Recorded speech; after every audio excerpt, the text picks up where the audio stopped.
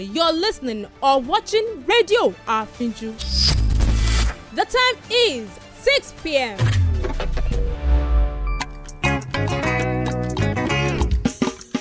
Ẹ bá mi pè o. Àfínjú. Kí lorúkọ rẹ̀? Àfínjú. Rédíò. Àfínjú. Gbogbo èèyàn ló ń gbọ́ Àfínjú. Gbogbo èèyàn ló ń wo Àfínjú. Lórí WhatsApp. Àfínjú. Instagram. Àfínjú. Facebook. Àfínjú. Lórí X. Àfínjú. Lórí YouTube. Àfínjú.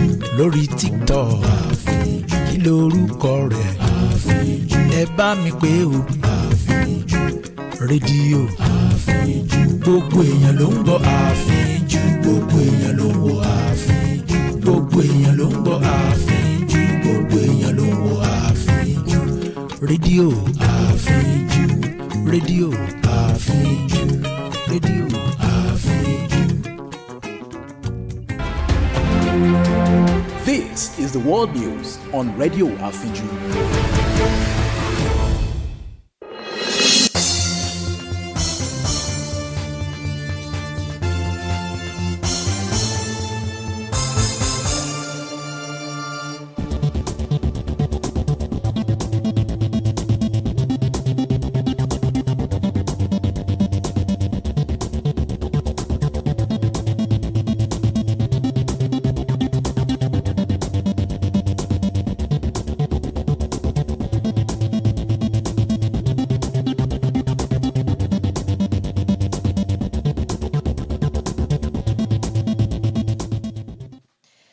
First, a look at the highlights.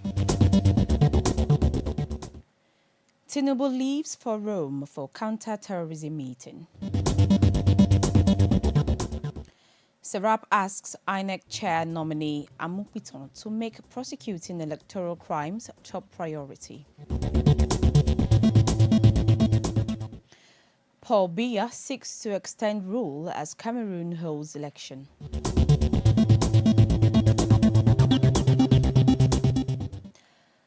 Good evening and welcome to the World News on Radio Afinju. My name is Pearl Durotoye. The news in detail.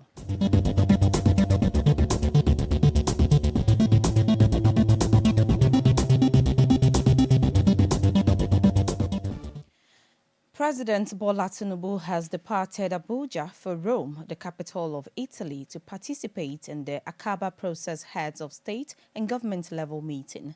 The departure was disclosed in a statement by the presidential spokesman, Bayo Ononuga, who said the Akaba Process meeting is a counter-terrorism initiative launched by King Abdullah II of Jordan in 2015, co-chaired by the Hashemite Kingdom of Jordan and the Italian government, which focuses on security crisis in West Africa. According to the statement, participants at the meeting will exchange assessments of the current security landscape in West Africa and foster collaboration between regional and international partners to address cross-border security challenges. Participants will also develop strategies to counter the terror threat on land and the sea. In addition to attending the plenary sessions of the Akaba meeting, Tinubu will hold bilateral talks with other leaders to explore ways of addressing the rising security challenges across the sub-region.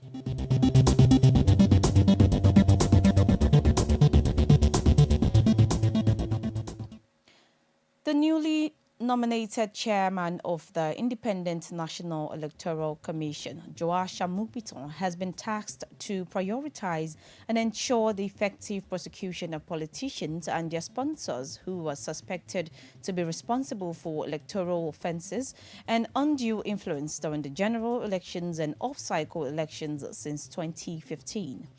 The Socio-Economic Rights and Accountability Project made the call in a letter signed by its Deputy Director, Kolawole Oluwadare, urging Amukbiton to ensure that any reform of the Electoral Act includes provisions for the timely prosecution of electoral offences and access of voters to justice and effective remedies for violation of their fundamental rights.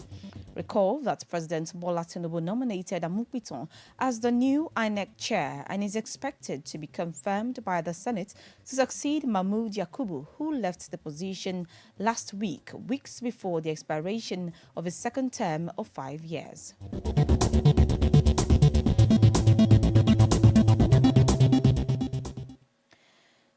To protect the Minister of Interior, Olubunmi Tunji Ojo, from what the Senate arm of the National Association of Nigerian Students described as falsehoods and fabricated NYSC scandals aimed at tarnishing his reputation, the Senate arm of the association has made calls on President Bola Tinubu for help.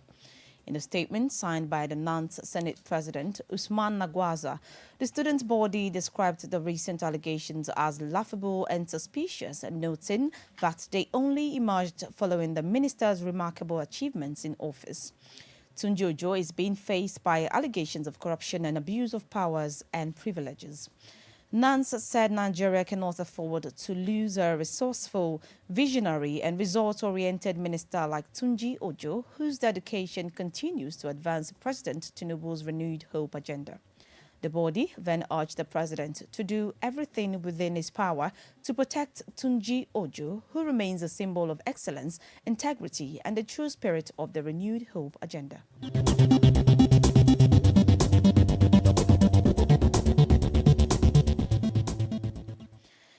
The Academic Staff Union of Universities have declared a 2-week total and comprehensive warning strike across all public universities in Nigeria. The announcement was made by the national president of the union, Chris Piwuna, at a press briefing in Abuja today at the University of Abuja. The latest standoff between the university lecturers and the federal government comes despite ongoing negotiations aimed at averting another round of industrial action in the nation's tertiary institutions. The Minister of Education, Tunji Alausa, had on Wednesday disclosed in Abuja that the government had entered the final phase of talks with ASU and other unions to resolve lingering disputes over welfare, funding and the implementation of the 2009 ASU-FGN agreement.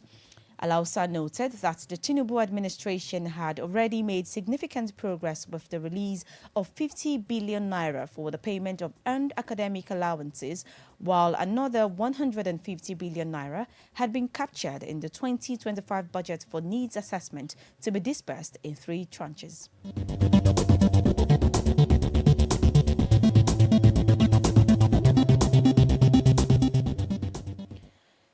The claims by the Nigerian Association of Liquefied Petroleum Gas Marketers that retailers are to blame for the recent surge in cooking gas prices across the country have been criticized by the Liquefied Petroleum Gas Retailers branch of the Nigeria Union of Petroleum and Natural Gas Workers. The branch, in a statement signed by its national chairman, Ayobami Olarioye, said the recent scarcity and sharp increase in liquefied petroleum gas prices had brought untold hardship to Nigerian households and businesses, describing the development as deeply concerning. It was gathered that the price of cooking gas rose from an average of 1,000 naira per kilogram to as high as 2,000 naira per kilogram in some locations, following a recent strike by the Petroleum and Natural Gas Senior Staff Association of Nigeria during its dispute with the Dangote refinery. Almost 2 weeks after the strike was suspended, prices have yet to ease, while scarcity has continued to worsen. The NALPGAM's national president, Oladapo Olatunbosun, who who spoke on television program, had insisted there had been no official increment in the price of LPG, blaming the situation on opportunistic marketers exploiting supply gaps created by the Pengasan strike. However, the LPG retailers disagreed, describing his comments as unfair and misguided, explaining that supply inconsistencies had created high demand and inflated prices, despite the Dangote refinery not increasing its rates.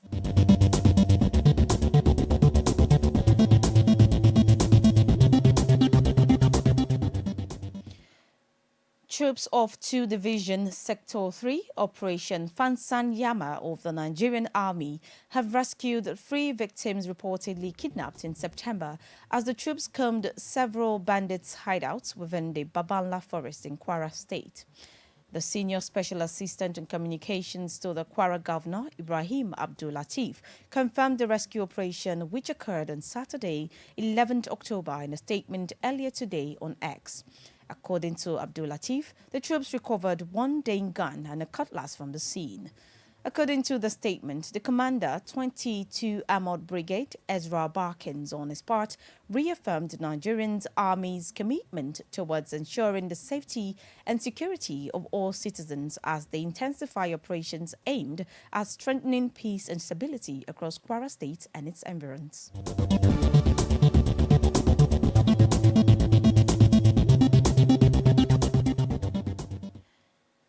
The operatives of the National Drug Law Enforcement Agency have arrested a 52-year-old businessman, Ejiofor Emeka, at the Malam Aminu Kano International Airport, Kano, after he excreted a total of 127 wraps of cocaine concealed in his private part and stomach. The Director of Media and Advocacy at NDLEA Headquarters Abuja, Femi Babafemi, made the disclosure earlier, saying Ejiofor, who operates boutiques in Lagos and Anambra State, was apprehended upon his arrival from Bangkok, Thailand, via Ethiopian Airlines flight on Wednesday, October 8, following credible intelligence. According to the agency, a body scan confirmed he had ingested illicit drugs and concealed some in his private part. NDLEA said 58 wraps of cocaine were first recovered from his pant before he was placed under excretion observation, during which he excreted 69 additional wraps in 7 rounds, bringing the total to 127 wraps weighing 1.388 kilograms.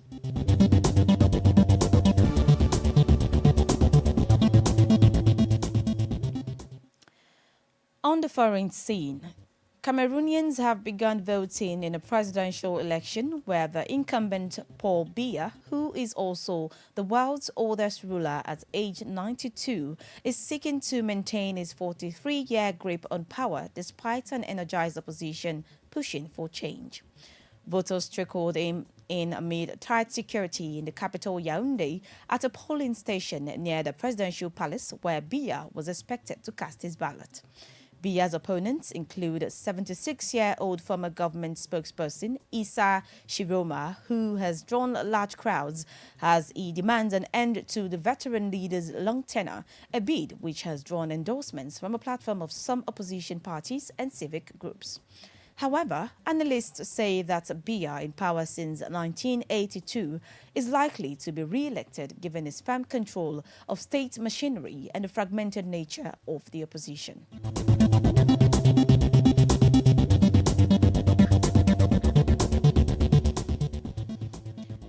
In Asia, in the most serious fighting between Pakistan and Afghanistan since the Taliban came to power in Kabul, dozens of fighters have been killed in overnight border clashes between the neighbors. The Pakistan military said 23 of its soldiers were killed in the clashes, while the Taliban said 9 on its side were killed. Each side said it inflicted far higher casualties on the other side without providing evidence. Pakistan said it had killed more than 200 Afghan Taliban and allied fighters, while Afghanistan said it had killed 58 Pakistani soldiers, but the figures could not be independently verified.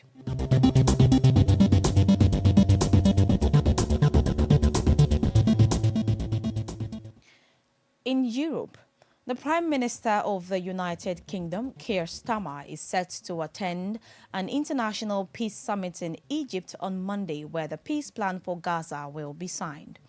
Downing Street said Starmer will pay particular tribute in Sharm el-Sheikh to United States President Donald Trump.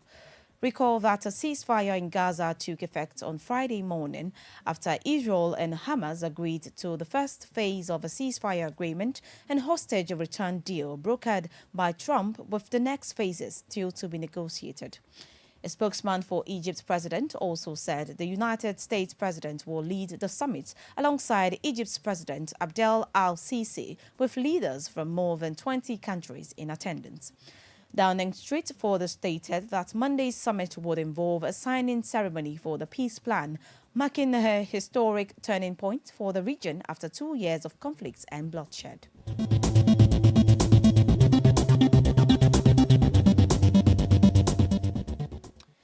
In the Middle East, ahead of the expected release of Israeli hostages and Palestinian prisoners, and an address by U.S. President Donald Trump to Israel's parliament, a ceasefire between Israel and Hamas held for a third day today in Gaza. Thousands of Palestinians continued to travel north towards Gaza City, which was the focus of Israeli attacks over the past 2 months, with the hope that the ceasefire would bring an end to the war. Israel's hostages coordinator, Gal Hitch, in a letter to relatives of the captives, said it was expected that hostages would start being released on Monday. Under the ceasefire agreement, Hamas is due by noon on Monday to release the remaining hostages taken captive on October 7, 2023, when the group's militants launched a surprise attack on Israel that ignited the war.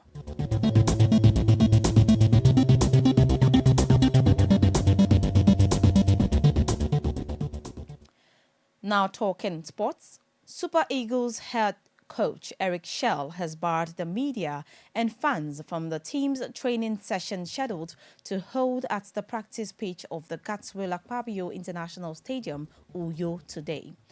According to information provided by the team's media officer, Promise Efoge, the first 15 minutes of the team's training session will, however, be open to the media on Tuesday, although the official training will start on Monday at 6:30 p.m. It will be recorded that the players and the officials arrived Uyo from Polokwane, South Africa, earlier in the morning. On Tuesday, the Super Eagles will entertain the Cheetahs of Benin Republic in Uyo at 5 p.m. Nigerian time.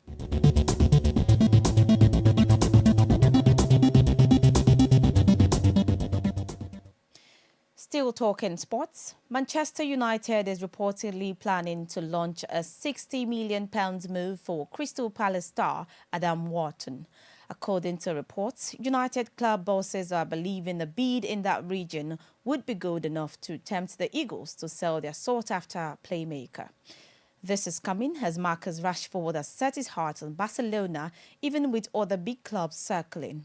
However, Harry Maguire is ready to snub a £500,000 a week deal to move to Saudi Arabia to stay at Manchester United if they offer him a new contract.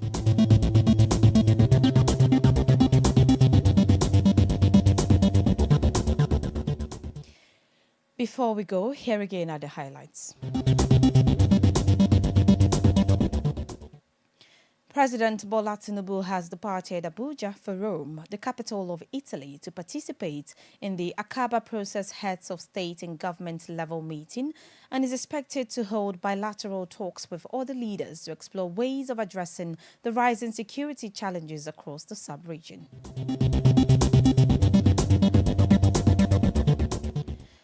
The newly nominated chairman of the Independent National Electoral Commission, Joash Amupiton, has been tasked by SERAP to prioritize and ensure the effective prosecution of politicians and their sponsors who were suspected to be responsible for electoral offences during the general elections and off-cycle elections since 2015.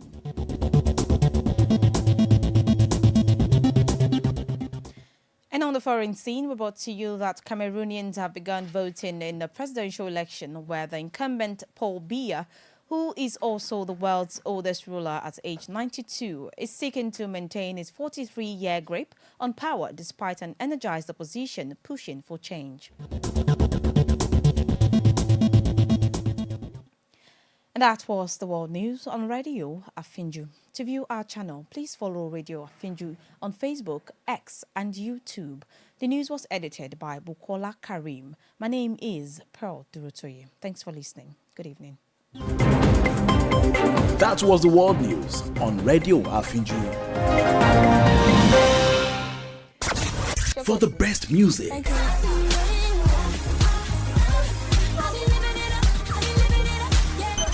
show me capital business, show me character dickiness, season sport presentation, Round 10 begins as they complete this round. balanced and objective news reportage, and all-round entertainment.